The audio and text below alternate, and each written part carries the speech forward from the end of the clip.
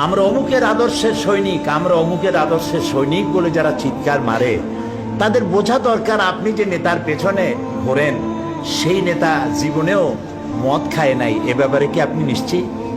ওই নেতা জীবনেও মিথ্যা কথা বলে নাই, এ ব্যাপারে কি আপনি নিশ্চিত? ওই নেতা জীবনেও ওয়াদা খেলাপ করে নাই, এ ব্যাপারে কি আপনি নিশ্চিত? এই নেতা জীবনেও কোনোদিন পরনারী স্পর্শ করে নাই, এই ব্যাপারে কি আপনি নিশ্চিত? এর কোনো ব্যাপারে আপনি গ্যারান্টি দিতে পারেন না, অথচ তার জন্য জীবন দিতে পারেন। ফাইনা তাযাবু, কোথায় চলছেন আপনি? এমন এক ব্যক্তিকে আল্লাহ নেতা বানিয়েছেন, নেতা করে দুনিয়া পাঠিয়েছেন, যিনি সর্বকালের সর্বযুগের আয়নার মতো পরিষ্কার চেহারা, যাকে দেখতে কোনো লাইটের দরকার হয় না, দিনেও দেখা যায়, রাতেও দেখা যায়। দ্বীপ্রহরের সূর্য অন্ধ অবলোকন করতে পারে, সে চোখ দিয়ে দেখে না, কিন্তু অনুভব করে দ্বীপ্রহরের একটা সূর্য উঠেছে, যার তাপ এসে তাকে বলে দেয় এখন দুপুরের রোদ, চৈত্র মাসের দুপুরের রোদ।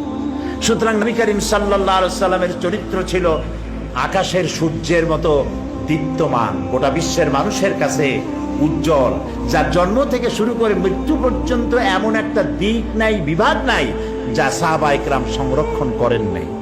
জীবনের সব কিছু লিপিবদ্ধ হয়েছে। আপনি কোন নেতা পাবেন এমন বলেন, একজন নেতার নাম বলেন যার লেখাপড়া জন্ম, লেখাপড়া মৃত্যু, আর জীবনের রাজনৈতিক একটা বক্তৃতা, এছাড়া আপনি কি জানেন? আর বইতেই বা কি লেখা আছে?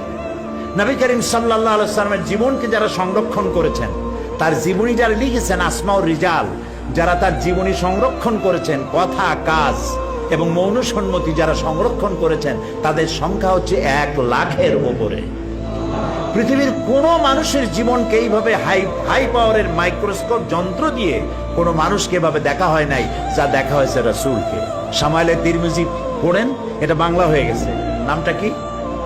শামাইলে তিরমিজি কিনে দেখেন, রাসূলের তুচ্ছ ঘটনাগুলিও সেখানে, তুচ্ছ কাজগুলিও, এগুলি তুচ্ছ বলছি যে গুরুত্বপূর্ণ নয়, এরকমের কেমনে দাঁত খেলাল করতেন, কেমনে হাসতেন, কেমনে বসতেন, কেমনে কাপড় পরতেন, কেমনে ঘুমাতেন, কিভাবে তিনি কথা বলতেন, কিভাবে দাঁড়াতেন, কিভাবে কোনটা কিভাবে কি করতেন, প্রত্যেকটি জিনিস লিপিবদ্ধ হয়েছে, একটি জিনিসও বাদ পড়ে নাই, সব লিপিবদ্ধ হয়েছে। পৃথিবীতে এই রকমের কোন মানুষ, এরকম কোন নেতা পৃথিবীতে আর আসে নাই।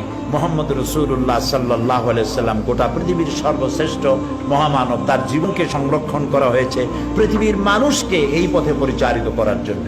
তিনি ছিলেন গোটা বিশ্ববাসীর জন্য রহমত, তাই তিনি, তার আচরণে মানুষ মুগ্ধ হয়েছে। তার কপালে লেখা ছিল না যে তিনি নবী, তার পিঠে লেখা ছিল না তিনি নবী, অথচ তিনি যখন তার স্ত্রীকে দাওয়াত দিয়েছিলেন, হযরতে খাদিজাতুল কুবরা রাদিয়াল্লাহু তাআলা আনহাকে যখন ইসলামের দাওয়াত দিলেন যে আমি আল্লাহর নবী, আমার উপরে ঈমান আনো, আমাকে বিশ্বাস করো, আল্লাহ এক, আল্লাহর উপরে ঈমান আনো, এই কথা যখন তিনি দাওয়াত দিয়েছিলেন, হযরত খাদিজা কি দেরি করেছিলেন? আমি মাঝে মধ্যে বলি, যে সমস্ত হুজুররা মুরিদ বানায় বেড়ান, তাদেরকে জিজ্ঞেস করা দরকার যে আপনারা তো অনেক মুরিদ বানাইছেন, আপনার বউ আপনার মুরিদ হয়েছে কিনা?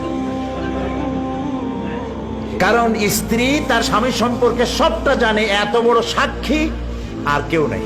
কিরামান কাতিবিন ছাড়া স্ত্রীর মতো এত বড় সাক্ষী আর কেউ নেই। স্বামীর পা থেকে শুরু করে মাথা পর্যন্ত সব জানে তার স্ত্রী। নবী করিম সাল্লাল্লাহু আলাইহি ওয়াসাল্লাম যখন দ্বীনের দাওয়াত দিলেন, হযরতে খাদিজাতুল কুবরা রাদিয়াল্লাহু তাআলা আনহা 1 সেকেন্ড দেরি করেন নাই, সঙ্গে সঙ্গে বলেছেন, আবুল কাসেম, হে কাসেমের পিতা মুহাম্মদ সাল্লাল্লাহু আলাইহি ওয়াসাল্লাম, আমি কালেমা ঘোষণা করছি, লা ইলাহা ইল্লাল্লাহু মুহাম্মাদুর রাসূলুল্লাহ। আপনার সঙ্গে আমার বৈবাহিক জীবন এই 15 বছর হলো, 25 বছরে বিয়ে হয়েছে আপনার বয়স তখন, আর তখন তার বয়স ছিল 40। নবুয়ত পেলেন 40 বছর, মাঝখানে গেল কত বছর? এই 15 বছর পর্যন্ত আপনার সাথে আমার বৈবাহিক সম্পর্ক, স্বামী স্ত্রীর ঘর কন্যা করে 15 বছর যাবত আপনার জীবনকে আমি দেখেছি। আপনি কোনো সাধারণ মানুষ নন, আপনি অবশ্যই আল্লাহর নবী, এতে কোনো সন্দেহ হবার নাই। তো নবী করিম সাল্লাল্লাহু আলাইহি ওয়াসাল্লাম, আল্লাহ তাআলা বলেছেন, ফাবিমা রাহমাত মিনাল্লাহি লিনতা লাহুম ওয়ালাউ কুনতা ফাদ্দাল গালিজাল কলবি লানফাদ্দু মিন হাওলিক। হে রাসূল, আল্লাহ আপনার প্রতি করুণা করেছেন এই যে আল্লাহ আপনার দিলটাকে নরম বানিয়ে দিয়েছেন, তাই যারাই আপনার কাছে আসে তারা আপনার সাথে সেটে যায়। যদি আপনি কঠোর মনা হতেন, তাহলে যারা কাছে এসেছিল এরা সব ছিটকে পড়ত। মোহব্বত দিয়ে করেছেন, ছোট্ট ছোট্ট বাচ্চা ছেলেপেলেগুলি খেলা ছেড়ে দিয়ে রসুল যাচ্ছেন, খেলা ছেড়ে দিয়ে দৌড়ে রসুলের কাছে চলে যেত। রসুল্লাহ জিজ্ঞেস করতেন তাদেরকে, কেমন আছো, কি অবস্থায় আছো, খেলাধুলা কেমন চলছে, জিজ্ঞেস করতেন। এভাবে একটা ছেলেকে তিনি বেশ ভালোবাসতেন, প্রায়ই তাকে ডাকতেন, দেখতেন। পরপর 3 দিন পর্যন্ত ছেলেটাকে দেখা গেল না। তখন তিনি ছেলেদের জিজ্ঞেস করছেন, ওই ছেলেটা কোথায়? তারা বলল বোধহয় অসুস্থ হবে, বাড়ি কই? বাড়ির সন্ধান তারা দিল। রসুল্লাহ জানতে পারলেন সেটা এক ইহুদির ছেলে। তিনি চলে গেলেন বাড়ির ভেতরে এবং ওই বাচ্চার কাছে গিয়ে বসলেন, গায়ে হাত দিয়ে দেখলেন অনেক জ্বর, হাত পুড়ে যায়। রাসূলুল্লাহ কপালের উপরে হাত রেখেছেন, ছেলের জ্বর নাই। বেহুশ ছেলে চোখ খুলে দেখছে রাসূলুল্লাহ বসে আছেন, চোখ বাড়ি করছে। এই বাচ্চা বড় হয়ে যখন যৌবন প্রাপ্ত হয়েছে, বাচ্চা পড়েছে লা ইলাহা ইল্লাল্লাহু মুহাম্মাদুর রাসূলুল্লাহ। ভালোবাসা দিয়ে তিনি জয় করেছেন সবাইকে।